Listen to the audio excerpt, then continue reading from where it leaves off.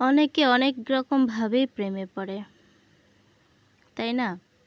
কেউ বা প্রেমে পড়ে চোখের, কেউ বা প্রেমে পড়ে সুন্দর চেহারার, আবার কেউ বা প্রেমে পড়ে মায়াবী মানুষটার, আবার কেউ বা প্রেমে পড়ে কিছুক্ষণের মোহ।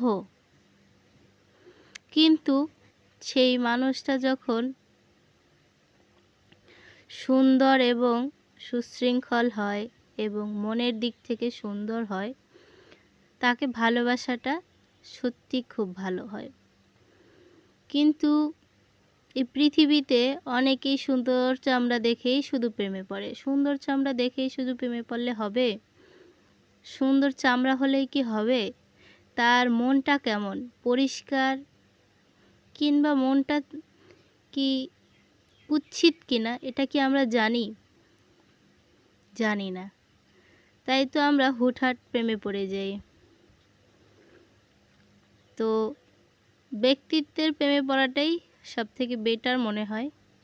যার ভিতরে ব্যক্তিত্বটা থাকবে, কিংবা তার স্পেশালিস্ট কিছু একটা থাকবে, যেটা দেখে মানুষ সত্যি মনোমুগ্ধ হবে, এমন কোনো লোকের প্রেমে পড়ো।